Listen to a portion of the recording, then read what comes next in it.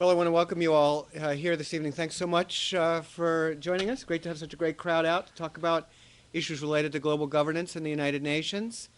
I'm Jim Goldgeier, Dean of the School of International Service, and this is part of our series of Le Monde Diplomatique Debates that we are doing in partnership with the French-American Global Forum and Le Monde Diplomatique, and I believe we've got copies of Le Monde Diplomatique outside.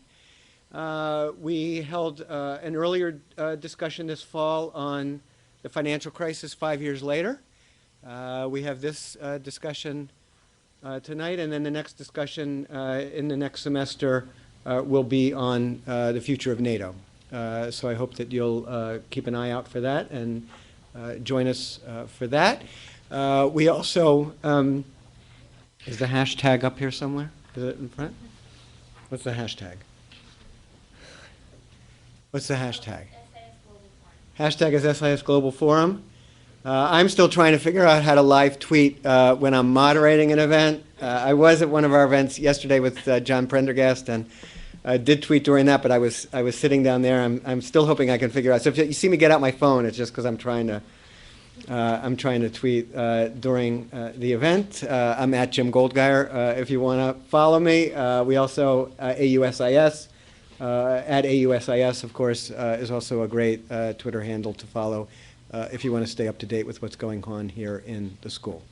As I mentioned, we do this in partnership with the French-American Global Forum, and the head of the French-American Global Forum, Romuald Siloria, is here with us to help launch this debate. And Romuald is an expert himself on the United Nations and has written books on the subject, has also done documentary films, and is really one of those rare individuals who's able to bridge the gap. We often talk here about bridging the gap between theory and practice. He's able to bridge the gap between film and practice, and writing and practice, and theory and practice. So he's quite an amazing individual in terms of all the media through which he works, and I am delighted to turn the floor over to him for a few minutes, and then the panel and I will move up here, and I will introduce the panelists at that time. So thank you all very much. Romuald, please. Thank you, James. Good evening. We are still waiting for our last speaker, Anne-Cécile Robert from Le Monde Diplomatique. She's in a cab, and she will be here in a few minutes, so I will talk. Now, just in few words, thank you very much for coming tonight. Thank you to the School for International Service to hold this debate and series of debate of Le Monde Diplomatique. Le Monde Diplomatique is not just a French newspaper, is more. Le Monde Diplomatique is a magazine, a monthly regarding international affairs, what is translated in 36 or 38 languages around the world. So Le Monde Diplomatique is really an international voice of France, but of some kind of idea what become from the American-French revolutions. Tonight, we have the pleasure to have, of course, from Le Monde Diplomatique, Anne-Cécile Robert, from the University David Bosco, who wrote a wonderful book about the UN Security Council, and the privilege and honor to have with us François Rivasseau. François Rivasseau is somebody that I met 10 years ago in Geneva when he was French representative, French ambassador to the disarmament. And François Rivasseau has an incredibly experience with the UN as French representative to the disarmament, as in bilateral relation when he was deputy head of the French embassy to the US here, and now at the head of European delegation as deputy head of this delegation. So he is really the person, I think, who can talk easily of the relation between international organization, regional organization. So Anne-Cécile is still not here, but I will stop. That's okay. 2 minutes. So I think you can start. Ahead. Yeah, we'll go ahead and start. Thank you very much. Okay, great. Good evening. Thanks very much. Thank you. We'll go ahead and we'll get started. We'll leave her that seat when she comes. So go ahead here, and then we'll, yeah, I think so. Well, again, thanks to Romuald and thanks to our guests, and I will introduce actually all three of them, and then when Anne-Cécile joins us, you'll be able to put a face to the name.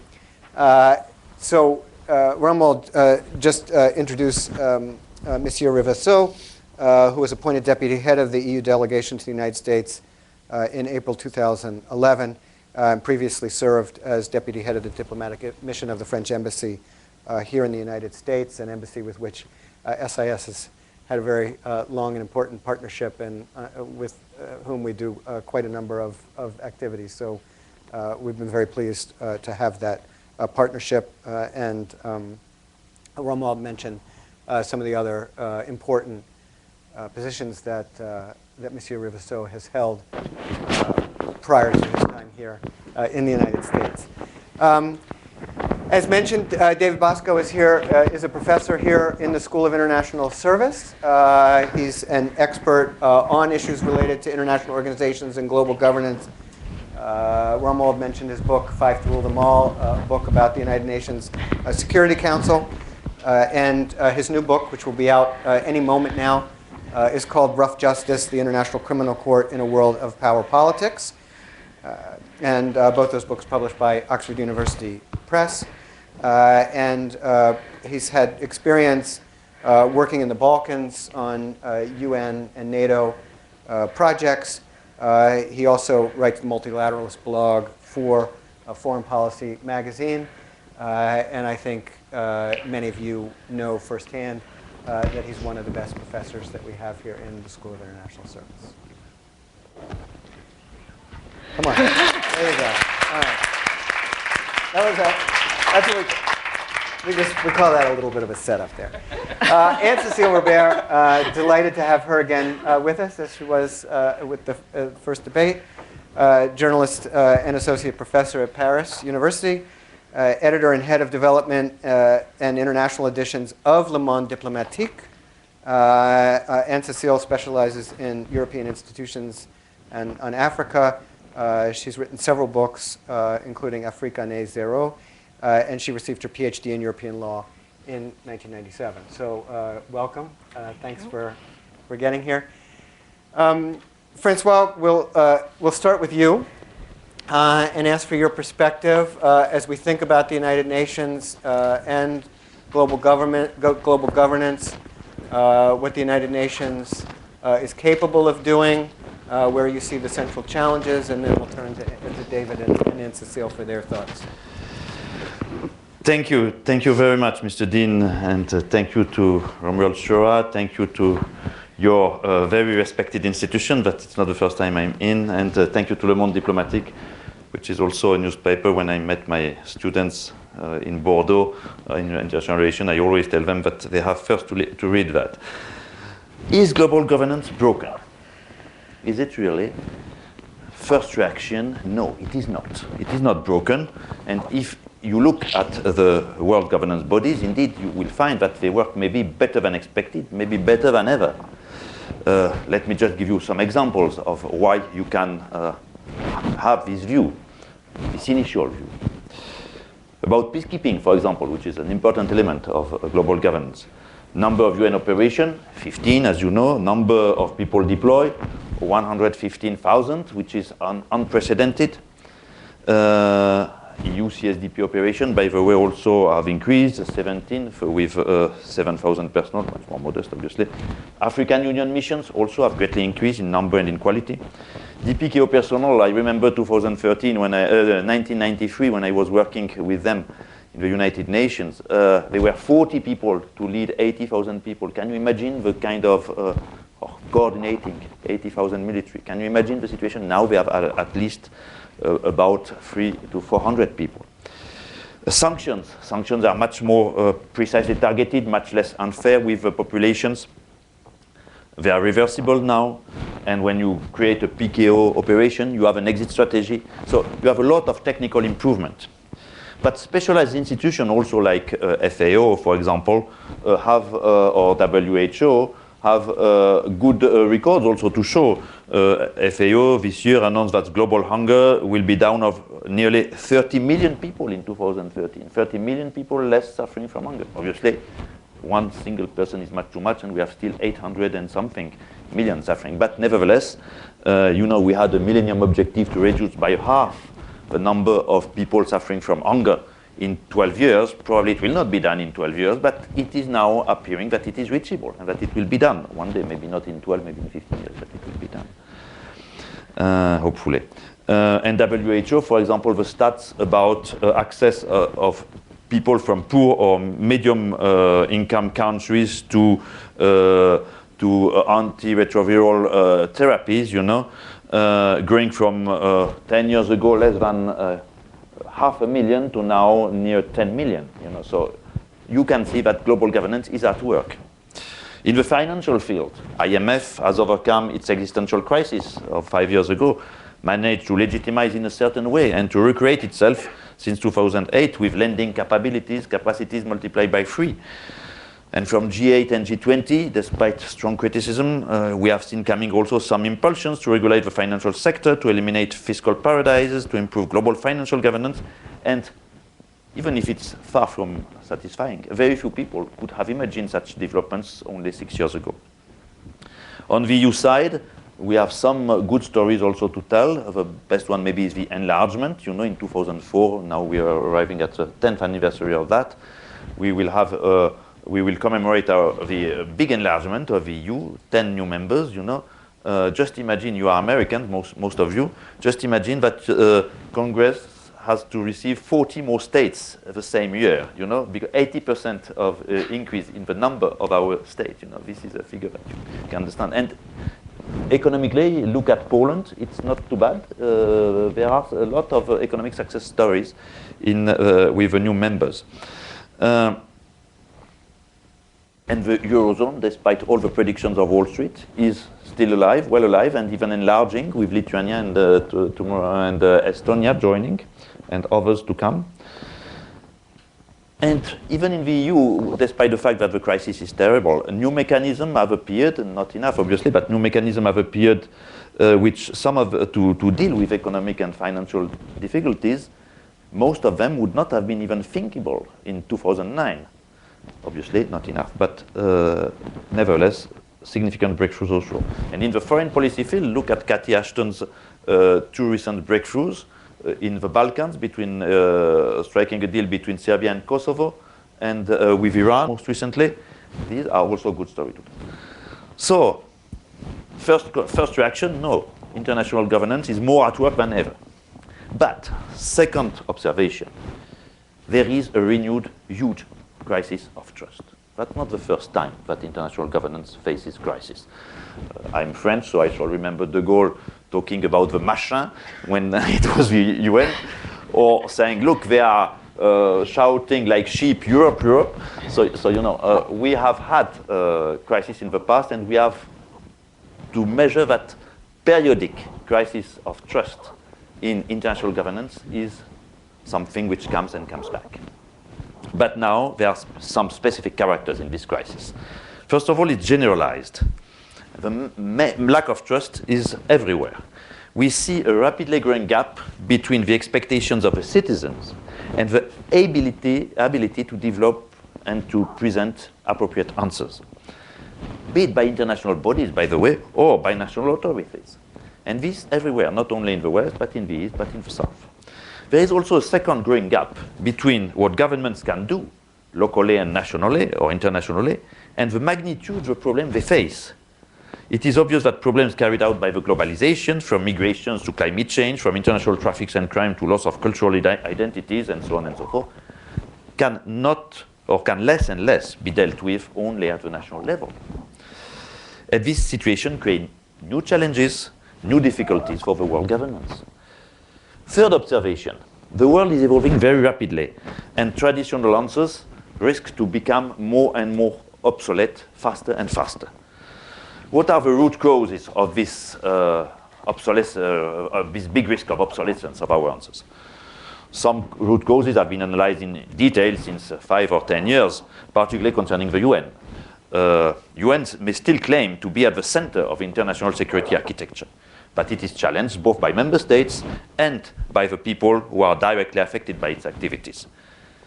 As a senior analyst at the EU International Security Institute, Thierry Tardy, put forward, it can be safely presumed that the sets of policy responses, I quote, crafted for the international conflicts of the 20th century are no longer adequate when addressing issues concerning the environment, state failure, or religious radicalism. To succeed in defining the norms of interaction among the actors of a system and possibly enforcing them, global governance agents must therefore take on board the evolution of centers of powers as well as threats. So you have a lot of analysis which have been made about that. Maybe it will be interesting for you if I share with you my personal experience, both as EU officer since 2 years, but also today I'm still advising member of the advisory board of Secretary General Ban Ki-moon on disarmament. So I shall try to draw from both experience at UN and EU what I've seen. What strikes me first is something very trivial. We are transiting today from a unipolar moment after the end of the Cold War, dominated by the US, to a new paradigm. And this paradigm, maybe you will define it for me, but I don't see it very clearly as a practitioner, as an officer. Some experts believe in the emergence of a new bipolar world structured about the so-called G2, US and China, maybe in the future. Some other experts believe or bet on a new polarity which would also include the main BRICS, the so-called BRICS, and maybe Europe. My perception today is about certainly a declining unipolarity, but nothing replaces it for the time being. We know that US pivot to Asia, the famous US pivot to Asia, is also, and maybe first, a pivot to rebuild a nation home, to quote President Obama. Given the war fatigue of the US public opinion, given budgetary challenge, the present situation is probably logical, unavoidable, but it also creates a sort of vacuum and additional challenges in terms of global governance.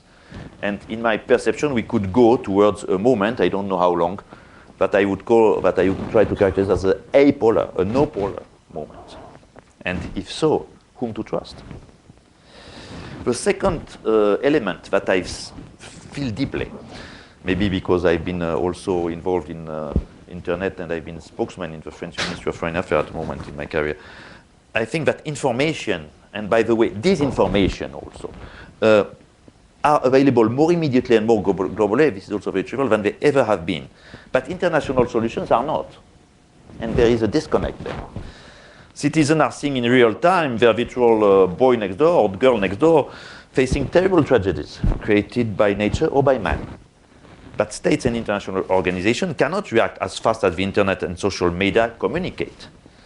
We have not yet learned to cope fully with a situation where the average 21st century citizen has great expectations, wants legitimately his immediate virtual neighbor being safer, but something that our 20th century abilities are unable to deliver. And not to speak about some problems whose size and magnitude exceeds possible significant remedies in the short term. Everybody measures the terrible tragedy happening in Syria, the most terrible tragedy of this time. But UN has not yet successfully contained. And in the EU, at economical level, if I leave the political fields, everybody becomes indignant when looking at the situation of the Greek people or the young Spaniards and their unemployment. And in this media world, as usual, successes, political success, maybe we could think about Mali, or economic, we could think about Poland, at least till now, are obviously less noted. And this further damages trust. Internet and social media are double-edged swords when it comes to global governance. Hillary Clinton once, 2 years ago, characterized internet as a kind of freedom wall on which liberté, j'écris ton nom, you can write whatever you want. But it's also destabilizing all forms of governments. Last week, Madeleine Albright in Chicago used the idea that internet is a factor of disaggregation of communities and nations. Strong one. We probably do not fully understand yet the impact of new technologies in terms of global governance. Because after all, technological developments always go in front, much ahead of governance. And the financial crisis is a good, in my view, illustration of that. Technological developments basically allowed the financial sector to do things governments had no ideas about. Last point, maybe, in my experience, traditional borders are blurred, are weakened, are darkened. 20 or 30 years ago, sorry to appear a bit old, but that's the reality. The distinction between riches and poor was largely a distinction between nations. Today, this distinction is migrating within every country, developed or developing. And as a consequence, inequalities are growing very fast in many places. This is a logical consequence of globalization, maybe, but certainly not one that makes international governance easier. Not to forget also that a world with 7 or 8 billion of inhabitants is proportionally far more complex to rule than a world of 1 or 2 billions. Fourth observation, and I finish, I only 5. Fourth observation, world governance is extremely difficult to reform. We know that. No matter what, I think you can safely bet that the UN Security Council will not be enlarged very soon. In the IMF, the quota and voice reform and the implication of the composition of a board, of the World Bank also, are stuck, and you know why. Most recently, the efforts of UN Secretary General Ban Ki-moon to regroup in 7 clusters, to rationalize and make economies, the UN machinery, that's efforts which is ongoing today, is facing big challenges. I could tell you what in details if you are interested, but basically maybe the efforts, as we say, the mountain will give birth to a mouse, probably. That's what is rumored today in the corridors of the UN. I hope it will not be the case, but nevertheless, it illustrates how difficult it is to reform international organization. And some of them face problem of relevancy. WTO, Conference on Disarmament, are not delivering as they did in the 90s. Increasingly, the 90s appear a special period, a special moment in the history of global governance. And in the EU, obviously, today there is little appetite for treaty-based reform, any treaty-based reform, I guess.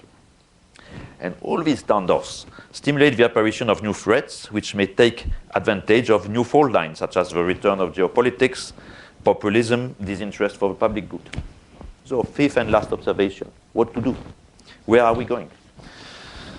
Even if world governance will be always behind the evolution of societies, like custom officers are always running behind smugglers, international organization may be improved under pressure. That's one of the lessons, important lessons of the last economic and financial crisis. Recent developments of UN, G20, and the EU show that institutions are reforming when obliged to do so. And I believe personally that we should not over-dramatize the inability of international bodies to reform themselves. First, we should not necessarily wish to be put in the middle of a crisis, which would force them to do so. That's a very egoistic view, obviously. But maybe more profoundly, we have to realize that if we were to design now international governance institutions, we would probably not be able today to design institutions as strong and, everything is relative, as efficient as UN, IMF, or EU, which were 3 institutions born in the aftermath of an unprecedented trauma, world trauma, that was World War II. Today, we have seen that with G20, we have been able to revamp old and informal structures, but reforms of international institutions, if you want them to be able to fly politically, could very well result in the weakening, in my view, of the world governance rather than in its strengthening. So where are we going? I see a trend toward the regional level being more relevant, and not because I'm in the EU. It's general, it's everywhere. It's in Latin America. Today, I work also as a EU representative to OAS, and I see in Latin America the multiplication of structure, the extraordinary effort that Latin America is doing to structure itself in various ways, commercial through TPP, economical through Mercosur, Andean Community, whatever the arena. You have a lot new alliances. You have a lot of movement there. But Africa, the same, not only at Pan-African level, but also at sub-regional level. And Asia, you all know new structure which has appeared. If you look at the Syrian crisis, you will see that even in the Arab world, the Arab League and the OIC are playing an increased role. So a better cooperation between regional and world institutions based on a renewed principle of subsidiarity, higher global convergences of views is in the cards, and it can deliver solutions in terms of governance. Let me take just one small example. The EU courts are now requiring, when you are taking sanctions against an individual, that the sanctions are motivated. This is an important new development in Europe. And this triggers a dialogue between the global level, UN level, and the regional levels, because through the dialogue between global and regional level, then we can maybe find better solutions to global governance. The same could be said in the economic field through the dialogue between IMF and EU, for example. A second thing, finally, and this will be my conclusion, if we want to restore trust, nevertheless, we probably have no other choice than to adapt the education of new generations. We have to better master the 21st century so that our successors could have demanding but more realistic maybe expectations.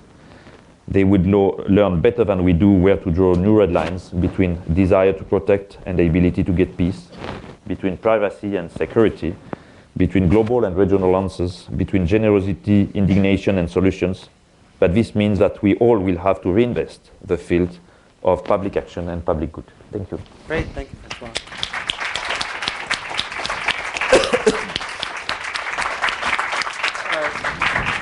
So David, Francois put a lot on the table here, and I just want to pick up a couple of these themes and ask you to respond. We've got these institutions that are long-standing, born out of war, that, you know, with United States leadership, with its allies, United Nations, IMF, World Bank. I mean, it's incredible that here we are in 2013. These are the major institutions in the world today. As Francois was saying, I mean, for functioning, you know, in all sorts of important ways. On the other hand, we've also seen the limitations of these institutions. We saw with the financial crisis the need to create a new one, which was the G20.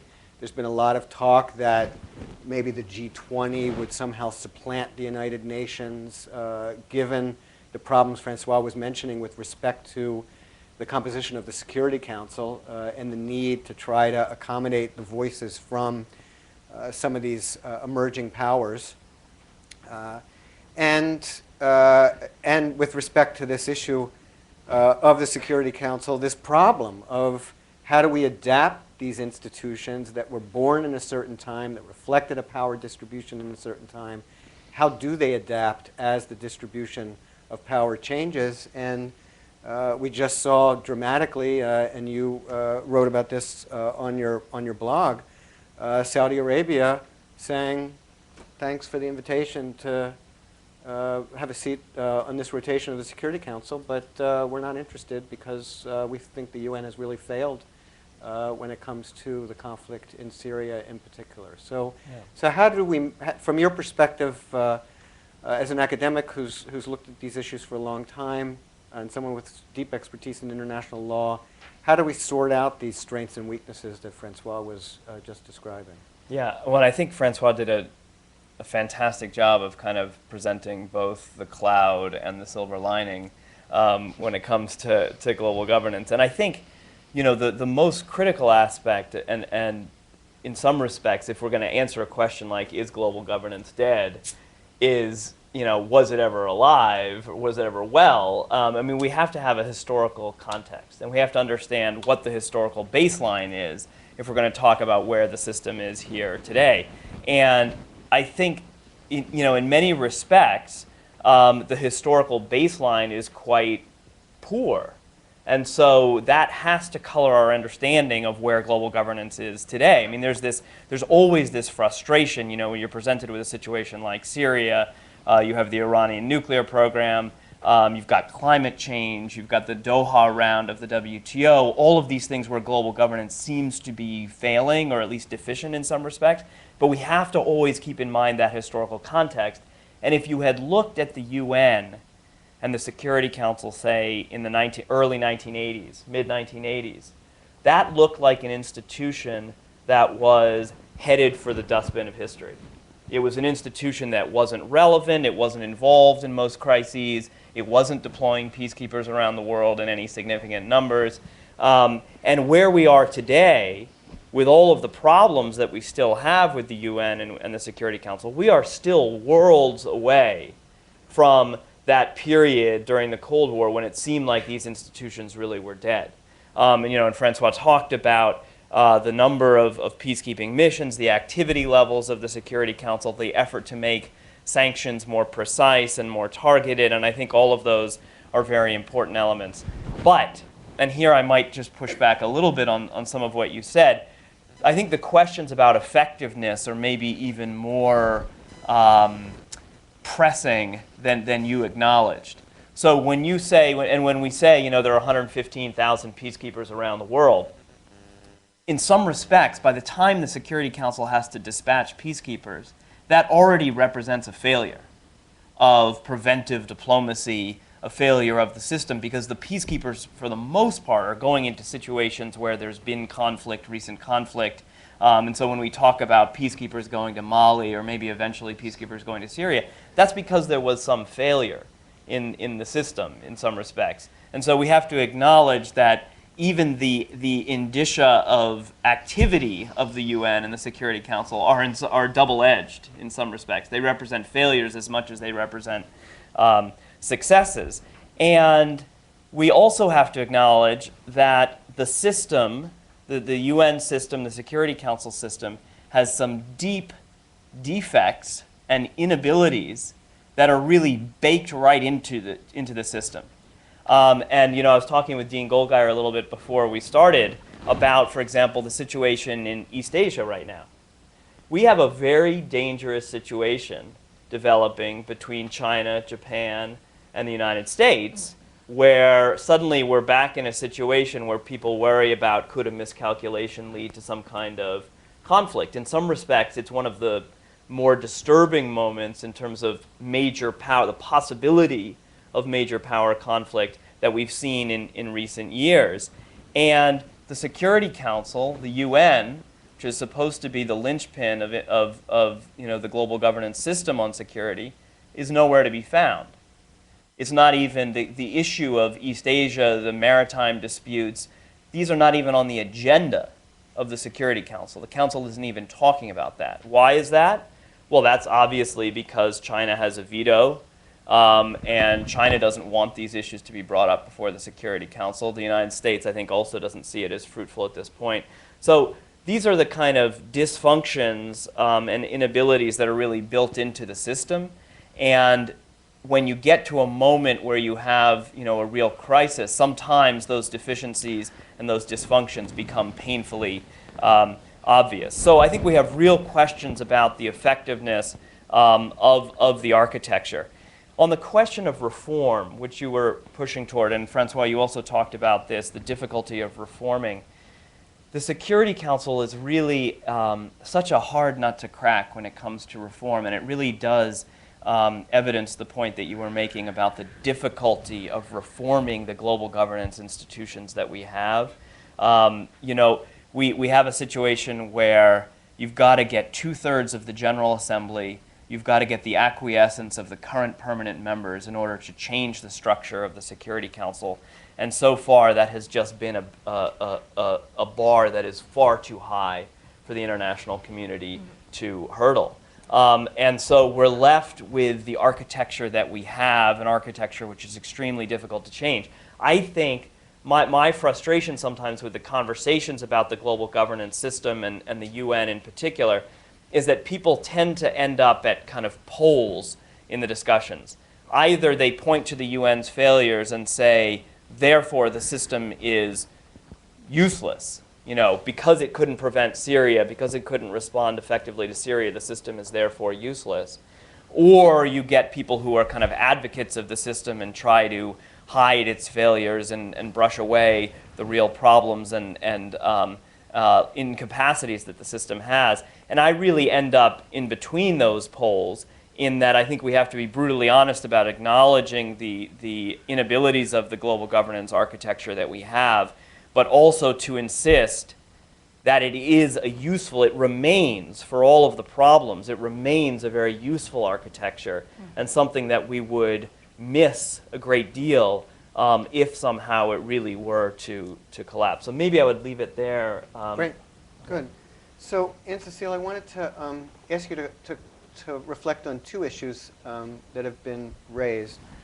One is following up our discussion from our last discussion, is about the issue of global inequalities that Francois raised. That you've got global inequalities and you've got inequalities that every country is trying to deal with. The wealthy countries have, unfortunately, still tremendous inequalities, and we're talking, especially in the United States, about increased inequalities in the United States as time has gone on over the last several decades.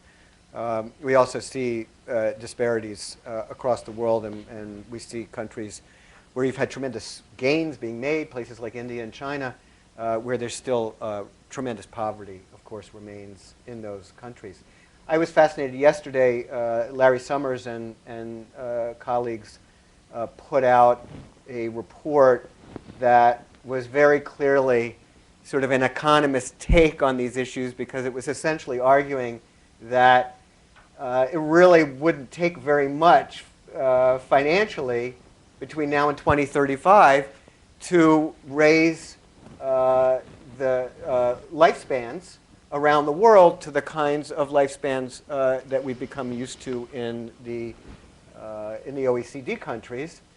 And my response as I read it was, well, yeah, but there's war, there's environmental degradation, there are all sorts of other factors that reduce life expectancies around the world, and those are the issues that global governance has to come to grips with. It's not just about, you know, an economic model. So that's one issue. And the other is to get your perspective on the importance of these sets of institutions in Europe and in France in particular. France has always been a very strong proponent of the UN being front and center. It's not surprising given France's position on as a permanent member of the Security Council, but be interested to hear your thoughts on both these questions. Well, thank you, and first of all, sorry for being late. I was stuck in Dupont Circle. I don't know why taxis are always stuck in Dupont Circle. I've been stuck also while coming, don't okay, worry. So, thank you. Well, if I can link your two questions, I would say that one of the questions today is the legitimacy of global governance. And I mean that the UN has some sort of a legitimacy, but I don't feel that the G20 has the same legitimacy. And I'm concerned with the G20 being more and more important, and it's a club of rich countries that have chosen themselves to govern. They have not been elected. There is no procedures to select them. They just decided to govern. And that's not a way to shorten the gap between the rich and the poor. It's a way to widen the gap.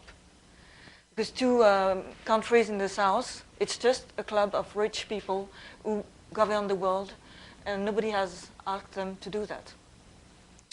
So the UN remains, to me, the main body of global governance.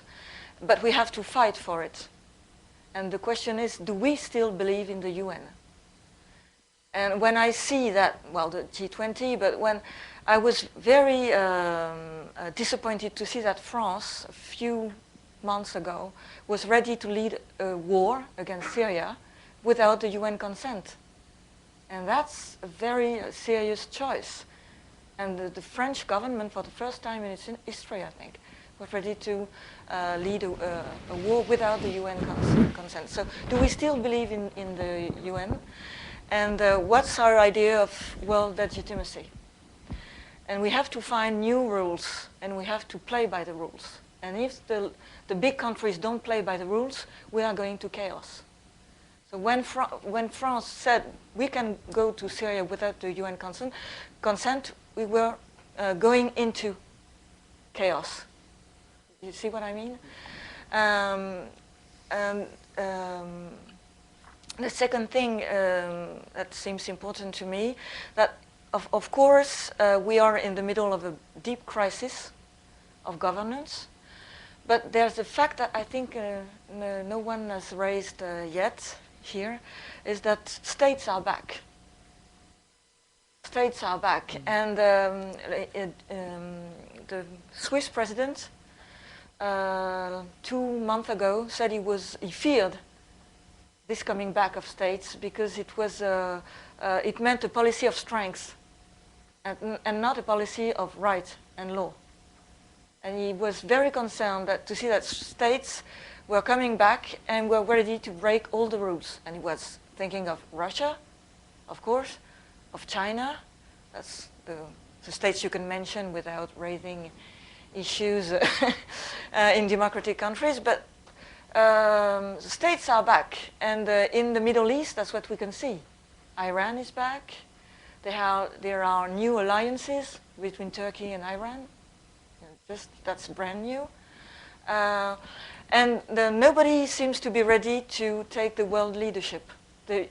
President Obama seems to be saying that the US will be less involved in world affairs, at least in Europe. And in the Middle East, he's more concerned with China. But so the US leadership is declining. China doesn't want to rule. China wants to keep an eye on its own region, but doesn't want to rule the world. The European Union, I'm sorry, François, but it doesn't seem to be ready to rule anything, not even itself. Well, in the neighborhood, maybe we could. Yeah. Well, we are not ready to lead. The EU is absent in every major crisis: Syria, Libya, Iran. It's always Germany, France. Catherine Ashton, the European representative for foreign affairs, she was there, but just as a plant, you know, just a beautiful flower, but beautiful. We'll give you a chance to respond, don't worry. She's not that beautiful, but it's not the point. Sorry about that. But, so I'm an optimistic person, so I think if things are changing, there is room to push forward new ideas. That would be citizenship and a kind of world justice. A few days ago, there was the commemoration of President Kennedy's assassination. It was one of the first, I think, Western president to talk about the control of the prices of commodities to protect the southern countries. Do you remember that? No? And this idea was forgotten, but it was a really important idea for global governments today. One of the things that troubles the world is that the markets are going crazy. So when President Kennedy said we have to control the prices of commodities, he was trying to find a way to stabilize the world. And we didn't follow his track, and we're in the middle of a mess because we believed that markets could rule, but they cannot rule. They just do their job, but they don't know how to rule. So my optimistic idea would be that it's time to think, it's time for will and strength, and it's time for ideas and courage. So thank you, James, for giving us the time to speak. So I want to ask each of you, and there are other issues you may want to pick up, but I want to ask each of you to respond to this legitimacy question. David, on the UN, the legitimacy of the UN versus an institution like the G20, but also the question of the UN, it is a state-based organization. I mean, it really is there to, especially initially, to protect against the kind of things we saw in the interwar period, which was the violation of state sovereignty by aggressive states. And that's why it was set up, and that's why at its best it has been able to deal with issues such as the North Korean invasion of South Korea back in 1950, and it was able to do that because the Russians were boycotting the UN at the time. And then the immediate aftermath of the Cold War, because the Cold War was over, the international community responded to Saddam Hussein's invasion of Kuwait. I mean, that's the type of issue that the UN was developed to respond to, and it was there because of the nature of the UN as a state-based institution. But there, of course, are peoples out there and groups out there that are trying to establish their freedom, trying to establish their protection against dictatorships. The United Nations has established a responsibility to protect, but it's very difficult to uphold, and so you have these questions of legitimacy with respect to the UN. Francois, with respect to the EU, there are a lot of discussions about democratic deficit in Europe. There are a lot of people who feel that the European institutions are not as responsive to the populations as they should be. And yet we see the young people of Ukraine out there in the streets today. What do they want? They want to be closer to the European Union. I mean, they see this as the path for Ukraine to finally overcome the real missed opportunities, I would say, of the past 20 years. So it's interesting to see these contrasts, and I just ask you each to speak about these legitimacy questions, and if you want to say anything about the EU role on the Iran talks, please feel free to add that as well. So David, let's start with you on the UN, and then we'll go to Francois. I mean, legitimacy is one of those words that gets thrown around a lot. But when you start to kind of unpack it, it becomes, layer upon layer and incredibly complex and all sorts of different interpretations. I mean, you say, the G20 is a group of rich countries that has kind of decided to rule. But in many respects, the G20 has a better claim to legitimacy, if you will, or representativeness than, say, the Security Council does. The G20 is not just rich countries. It involves China, involves India, countries that have some of the larger populations of the poor in the world. And from a G20 perspective, they represent 80% of so I'm making this up, but it's close. 80% of world population. Do you let your students do that? No. Okay. Different rules. 80% of Talking about your legitimacy here, by the way. 80% of world population, 80% of global GDP, and it does involve some of these emerging powers that the Security Council doesn't. So, in that respect, you could say, well, the G20, if you're going to pick out a group of countries, is maybe more legitimate, more representative than, say, the Security Council, which doesn't include on a regular basis India, Brazil, and some other, Japan, some other key players. But legitimacy is more complex than that, and one area where I think I would agree with you is that the UN is different. The UN is different and the Security Council is different because it's wrapped up in law. And so in terms of the international legal order, the G20 is kind of a non-entity. If one has lawyers' glasses on, the G20 is meaningless. It doesn't produce law. It doesn't make legally binding decisions. The UN, the Security Council, does. And so I think you have to incorporate that element of law into your perception of legitimacy. The one thing I would say about legitimacy and Security Council reform, you often hear that the Security Council needs to reform, needs to change its membership if it's going to be legitimate. And this is just, bolstering my point about the complexity of legitimacy. It's very possible to imagine that an enlarged UN Security Council would be seen as less legitimate in plenty of situations. So let's say that we have a situation where India is added to the Security Council as a permanent member, and the Council is then asked to deal with some situation involving India, Pakistan. Is the Council going to be seen as more legitimate by Pakistan and countries aligned with Pakistan with India as a permanent member? Definitely not. And so, the question of legitimacy is extremely complex, and I think the shorthand that you often hear when people talk about the UN and the need for reform, that kind of expanding the body will make it legitimate, I think is far too simplistic. Great, thanks. Francois? I feel compelled to react to say that I tend to agree with both of you in the sense that I don't feel from a practitioner point of view that there is a competition of legitimacy between G20 and UN. UN is the center of international legitimacy in legal terms. Maybe representativity could be discussed in different terms, but in terms of legitimacy, you have characterized, in my view, the proper thing, and I think G20,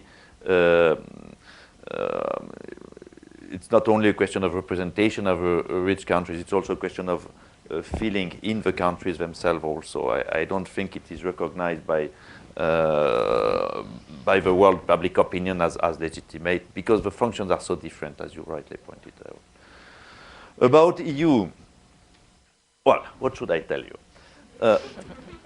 I will tell you that first, Ukraine, obviously nobody wishes to see the European flag being put in violent scenes and becoming a symbol of division, while it is by nature a symbol of union. But at the same time, it proves you that the European Union has some appeal still in many quarters, and some, should I say, legitimacy. Internally, it is true that the economic crisis has put really tension in the way the European population is seeing the European institutions. We are very, very well aware of that. Now, look at some polls. What do they say? That people trust or not, or don't trust the European Union. You are French. Let's take the example of France. The last poll I saw yesterday was only 36% of the French population trusts the European Union to solve their problems. Right. But who do they trust? Do they trust the national institutions more? No, less.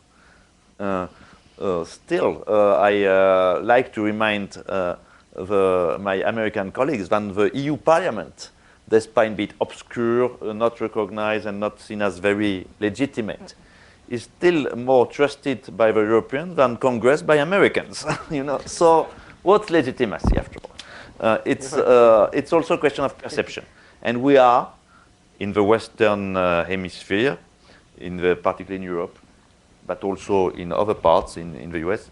We have gone through a terrible economic crisis. You don't see any real institution in period of crisis which are which enjoy such global approbation, such global support. So, where should we try to? Once we have said that, we have said nothing, because we should start to say what to do. We have to begin working. From a practitioner point of view, there is one difference, one problem of legitimacy in Europe that we are trying to fight, which is the fact that people, when going to European elections, which is the most direct way they have to express their views on the way European affairs are dealt with, are mostly voting on national stakes and not on European stakes. And why that? Because differently from the US, in the US, you have two big parties, Democrat and Republican, who are organized in every state. So when it comes to federal stakes, you look at what the two parties say. But in Europe, the political formation, yes, they are organized in group in the EU Parliament, but till now they were not very consistent. And so in a way, the main difference, if you look at the deficit, you have talked about the democratic deficit, in my view, I would say it's more linked to the fact that we don't have political parties enough organized at European level than to anything else. And that's, by the way, the judgment of my authorities also. President Barroso, for example, in a speech last year, has put forward the idea that this should be corrected, but obviously without a new treaty. And this puts strong constraints on what can be done. But he has evoked the possibility that in order to strengthen this feeling that European stakes should be put forward, European citizens through the European elections, the next president of the Commission should be chosen by the Council, because it's the initial proposal has to come from the Council, should be chosen as the one leader of the political group who has won the election. This will not solve everything because it's not obvious what to do when there's no absolute majority, coalitions, so it will be a complicated thing. But the idea is there. The idea is there, the diagnostic is there. This is the first thing to work on. What to work also on, I think there has been, and this is a very old idea, the idea that and this is sometimes also a British idea, that we should look at the principle of subsidiarity. The EU has tried to unify the economic conditions in Europe. And this has induced the EU to demand, request efforts from everybody in Europe to unify their practices in a way which goes quite far and far more than in the US.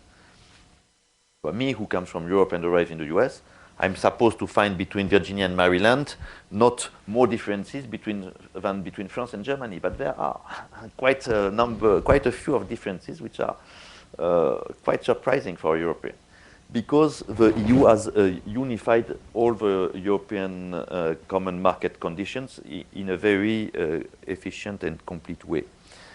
And maybe today we should think if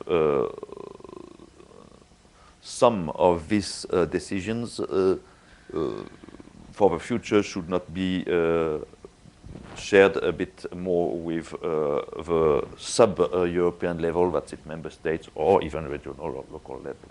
It's not up to me to say, but the principle of subsidiarity has always been seen as a problem also that we had to solve if we wanted to increase the legitimacy of the European institutions. There are many other dimensions, but I think I've already been too long. Great, thanks. And Cecile, I do want to bring you back in, but I also want to get our audience here a chance to put their questions on the table. So let's, we have some microphones here. And if you would have a question, if you would just introduce yourself when you ask the question. And who wants to be the brave first person? Yeah, here we go, down here, Professor Schroeder. He's so brave.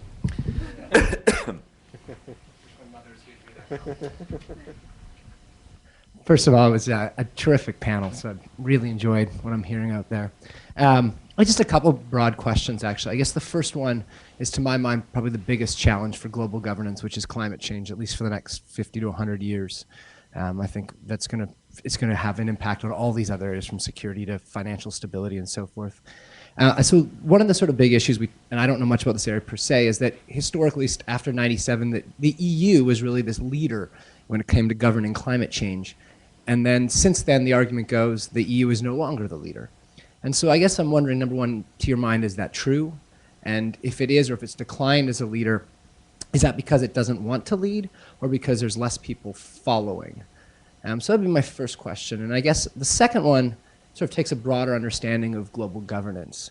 So a lot of what I'm hearing is about how can we strengthen these big intergovernmental institutions, make them more legitimate, make them more responsive and decisive, increase their organizational capacity and their organizational machinery, in a world where they're falling further and further behind. But a whole other set of global governance sort of people looking at this say, you know, especially NGOs, the private sector, they've gotten tired of waiting for intergovernmental organizations to fill these gaps in governance. And they're doing things like they're raising awareness for problems. They're taking local solutions and moving them abroad. I mean, a lot of our students here at SIS are involved in NGOs and social movements trying to take ideas in one place and move them to potentially be a solution in others. They're doing the monitoring and helping to monitor and sometimes even enforce agreements, set up best practices.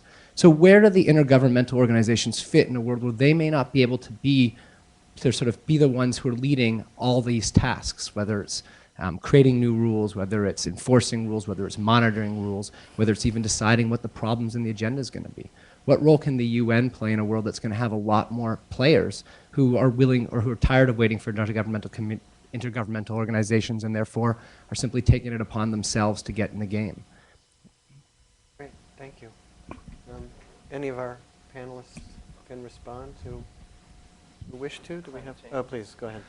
Climate change and NGOs. Climate change. Yes, I think it is fair to recognize that the EU has tried to lead the international action on climate change and is still trying. We are still spending a lot of money and a lot of political efforts and political capital and economic and paying a high economic price in terms of competitiveness for our companies in order to promote better practices and protection of the environment, because like you, we are absolutely convinced that this is a challenge we cannot avoid. Now, you said the EU is not so much anymore in the lead. I think we are entering in an apolar world. Nobody can lead on anything basically alone, you know. What we have seen under a certain American leadership, we have to recognize that, some new form of action or new focus on the problem appearing, mostly on the effort of the US have been focused on what, instead of norms, the EU has devoted a great effort to promote norms and to implement them. And the US approach has been to try to promote scientific breakthrough and to sell this scientific breakthrough to the markets, which is also a possible approach that probably has been triggered by our action, you know, which would not have been developed without the EU impulse. And we are still trying to impulse ambitious norms. You will probably see in the next months some discussions about what we have to do after the decision in Montreal about the emission trading scheme for aviation. This issue will probably come back, and you will see that the EU proposals are still very ambitious and very forward-leaning. Good. We have to fight, but we have also to realize that not a single region like Europe can lead alone in the new world that you will have to shape, my dear friends, with all the other students in the world. You need to attract consensus from everybody. I think a country like China has become, or at least the leaders of China have become convinced that they have to act and to act energetically against climate change. And this is a great victory.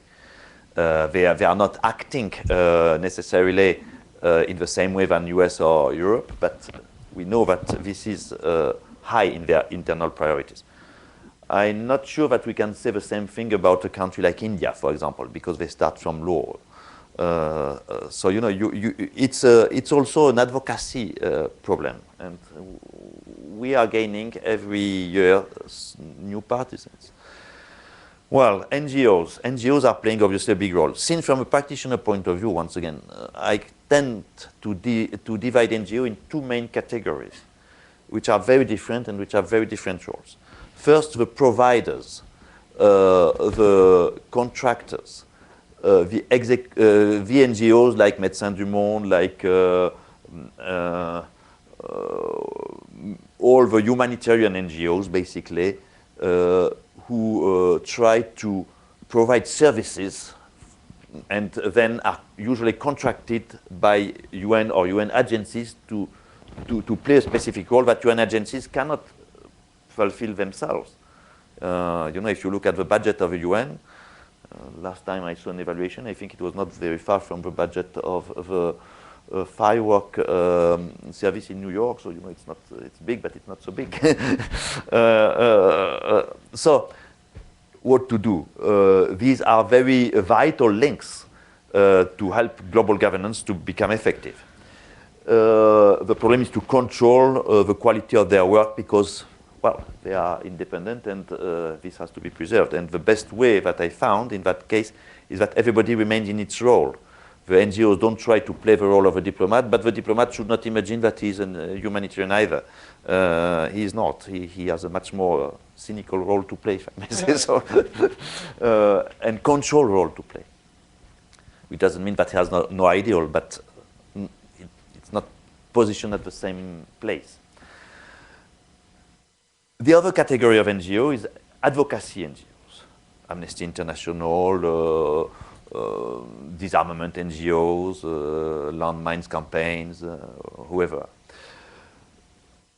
They are sometimes, like the international campaign to ban landmine, working on both sides. They're advocating total ban on landmines, and at the same time they promote activities of demining on the field. So you have some NGOs who have both hats. But basically advocacy NGOs played another role. And the problem with advocacy NGOs is that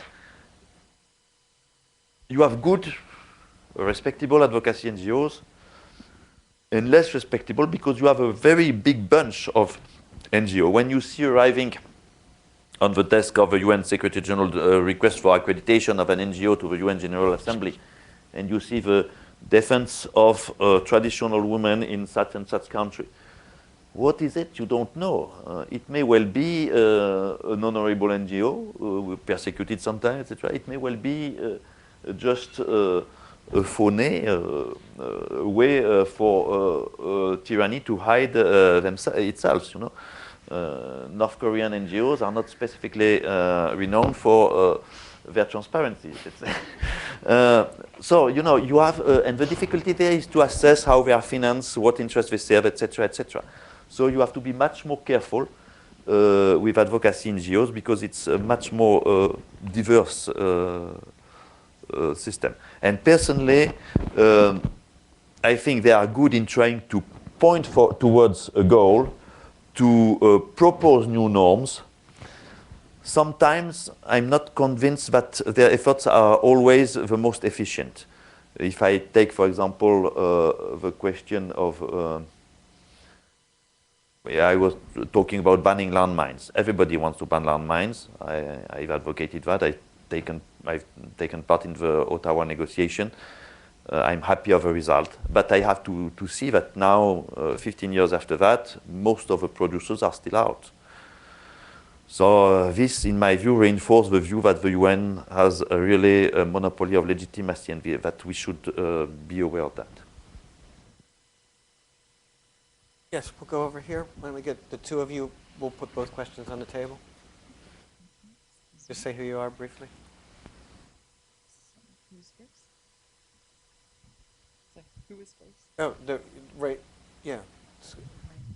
And then the woman right there. Okay, hi, I'm Mohan. You just touched a little bit Can you just say who you are? Mohan, yeah. Okay, and you're? Oh, I'm a public health student at George Washington University. Okay, great, welcome.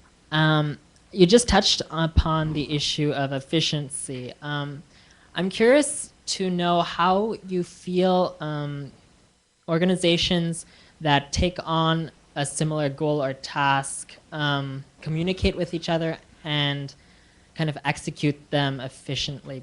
The specific example I have in mind was, you know, IMF, World Bank, OECD identified the issue of mental health and its economic impacts across the world. However, this was not seriously addressed in the UN MDGs. However, health is a serious consideration for the United Nations. So how do you feel these organizations communicate on other issues and kind of use resources efficiently? Great, thanks. And have you put your question out as well? Hi, I'm Leah. I just actually moved to DC after graduating from Duke in May. Great, welcome. Hi. So my question is, it seems like one of the, or if not the foundation of many of the problems that global governance institutions are facing is the, I guess, the tension between international law and state sovereignty, so the states-based nature of the United Nations. And it seems that there's sort of an antinomic relationship between the two, where the international law in the UN is much more dependent on the state and the stability and the willingness of the state than the state would be dependent on international law. So if that's true, then is there a way of mitigating that? Is it a necessary drawback of global governance institutions that they're reliant on the states for whatever reason, practical reasons or self-determination of other nations? Or is there a way of sort of making global governance more independent from the state? Great. All right, well, we've got expertise on international law here on the panel. Well, I think you must link efficiency and legitimacy. In the long run, nothing can be really efficient if it's not legitimate. And what François has just done is really accurate, trying to define categories of NGOs and define things. And it's very important today to do this work of defining things and defining rules. And what I was saying about legitimacy is not that complex, as David said. It's just about to know what are the principles that govern an organization, and that's not complex. You just look. And I'm sorry to repeat that the G20, the basic origin of their power is just their wealth and their richness. And when you said they greet India or South Africa, they chose them, they picked them sovereign, you know, like kings and queens. They say, come, why not Nigeria? Why not Peru or Brazil? You see, the rule is not clear with the G20. And that's the reason why I question the legitimacy. It's, I don't know the English word, arbitrary, you know, when you just do what you want. And the UN may not work, but there are rules and procedures, so you know what's going on. And even the Security Council, well, I'm not a fan of the Security Council, but there are procedures. And the countries who have the veto in the Security Council, they are the countries who won the Second World War. It's a kind of legitimacy. And I agree that today, this is not relevant. So we should change. Maybe we should suppress the Security Council, because maybe no reform would bring enough legitimacy in the kind of world we are living in. We are going into a world of multipolarity with new countries. We don't know yet which countries will run the world today. When I said China doesn't want to rule, but there will be rulers. And it can be Iran, it can be Russia. I don't wish them to rule, but maybe it can be South Africa, Egypt, I don't know. So we have to define rules that will, in which the question of legitimacy will not be brought. And otherwise, we are building chaos. And that's the basic, I think it would be a mistake to dream of a global government, because no power would be legitimate enough to lead a global government. And maybe for some decades we will have to keep the state, the intergovernmental system, because it's the only legitimate system we found today. There are no others. François just pointed out, NGOs aren't legitimate. They are working, they are good, they do a lot of good work, but they are not legitimate. They just represent themselves. So, well, we are stuck, with the states for some decades. But we can rule the states, and I believe we can strengthen international law. And that's the main issues today, strengthening international law. And the tendency today is weakening international law, to allow states to do whatever they want. So we're regressing to a time where we didn't even have the United Nations. So I think we should work into strengthening international law and work on legitimacy, defining the principles we want to govern the world. Yeah. So, David, before you answer, I want to try to bring together several things, because Françoise mentioned several times this issue of a non-polar or apolar world, sort of no one country being able to dominate and lead. And Cecile was just talking about the issue of rules, and I mean these things go together. The United States has been in a very important position in the world since the end of the Second World War, as both a rule maker, as a rule enforcer. The extent to which it's able to play that role is much weaker now than it was, for example, in the 1990s. You've got other countries that, got lectured to in the 1990s. They're not really interested in being lectured at today. And in a non-polar or apolar world, you have the problem of trying to enforce the rules, and who's going to enforce the rules. So, in addition, I hope you'll answer the question about sort of how institutions talk to each other. But just your thoughts on this issue of rules and how they how they do get made, how they are legitimated, and then the ability to enforce them if you don't have the kind of sort of major dominant power the way the United States has played that role, and certainly did in the aftermath of the Cold War. Yeah. So first of all, I have to totally agree with what you said about I stand by what I said about the G20 and representativeness, but I agree with you that the way in which the G20 members were selected really was not transparent. It had elements of arbitrariness to it. So I fully agree with that point. Yeah, I mean, I think the relationship between the power structure, the way in which power is structured in the world, and rules is critical. And the rules that we have that were set up post World War II were, I think, as Francois said, rules that you couldn't set up today with today's power structure. And so we live in a world that was, with rules that were created in an entirely different power structure, rules that would not be able to be negotiated today. But I don't agree with you that we're kind of teetering on the edge of chaos in the way that you described, because I think there are important ordering principles. There's kind of global governance, or mechanisms of global governance that don't have to do with formal rules at all. And so, you say if we go to war without the UN, that's the door to chaos. But I don't agree, because I think there are all sorts of reasons that states don't want to go to war, won't go to war, even if states like France or the United States go to war without the UN authorization. So, I think we have the formal rules that were very much a function of the power realities at the time, but we also have informal rules, informal controls that I think in some respects are even more powerful and even more relevant in terms of how states actually act.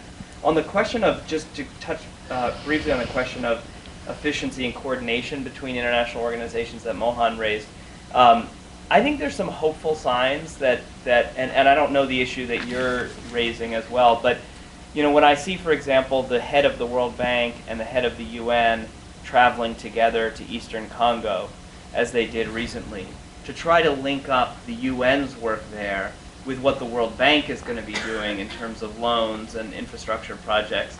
That's something that we haven't seen a lot of in the past, and I think is fairly hopeful. So I think while there are certainly a lot of coordination problems that remain, I think there are some positive signs there. We have time for one more question, so we'll go over there.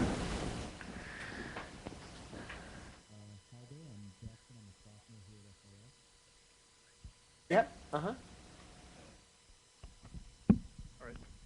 There we go, a little louder. Okay. I'm Jackson, sophomore here at SIS, and I was just kind of wondering, bringing it back a little bit to the beginning of the conversation, you guys talked a bit about peacekeepers and just the general thing there. And I mean, there's been a lot of issues with legitimacy of peacekeepers. I mean, the cholera epidemic in Haiti that was traced back to peacekeeping forces, sex trafficking issues in the Balkans in the 90s. So, I mean, when the people that are trying to be helped by peacekeeping forces distrust peacekeeping forces, and when those peacekeepers themselves are actually immune to the kind of crises that they cause, what kind of policies or what kind of steps do you believe that the UN can take in order to kind of step up the legitimacy of its peacekeeping forces and ensure that they're seen and used as a force for, well, good? An interesting legitimacy question to Yeah. close the conversation. I think the answer is obvious. You have to reinforce the discipline in the peacekeepers and to take very strong and energetic sanctions. In the Balkans in the 90s, it was Celia Lavaret who wrote a book about the problem of sexual abuse you said, but there was a specific, immediately after that, when it was known, the UN set up a special cell in charge of fighting and punishing people who were doing these kind of things. And obviously it's not extremely easy, because the primary disciplinary power about peacekeepers belongs to the officers of the same nationality who are in the command of these peacekeepers' places. So there is some diplomacy here involved, but that's, you cannot do anything else than that. On Haiti, yes, it was. It has been a serious problem, and I think we still need to achieve addressing it. But that's a personal opinion. I was not involved. I have no specific knowledge about the situation. But I think it has, yes, it has perjudicated the UN image in Haiti. This is something we know. But I've not traveled to Haiti. I don't know more than that. So we have to continue working on that. If I may just add one point, because it's the last question, and I would not like miss the opportunity to answer a bit about Iran. I think here also maybe you have been very good with me. You have said that it was not bad to make definitions. I think we should try to define what is expected from a political responsible in a specific moment. Cathy Ashton was not asked to decide or to define the terms of the settlement. She was mandated by the EU 3+3, acting themselves on behalf of the whole international community. It's a very great honor for Europe, nevertheless, whatever you can say, to present the requests of the international community to Iran and to try to get them accepted as much as possible. It was not a policy maker as such, as you seem to imply, but it was not either a passive role. It was, as a practitioner, it seems to me that she made really the world which is expected of a diplomat. That's it, trying to create the environment, the conditions, building trust progressively, which is something which is very important in a negotiation, as you surely know, and respecting all the steps you expect to be respected by a professional negotiator. And for me, who have followed that from India, I can tell you that it was not so easy. And at the very end, please don't quote me on that, but it seems that the Iranians said, well, we prefer very much to negotiate only with you than with 6 ministers, because it's impossible to have everybody in agreement. So, you know, technically, you would see she made the job. So sorry to contradict you on that, but once again, as you rightly said, you have always to draw the baseline and the criteria of appreciation against them. You work or you don't work.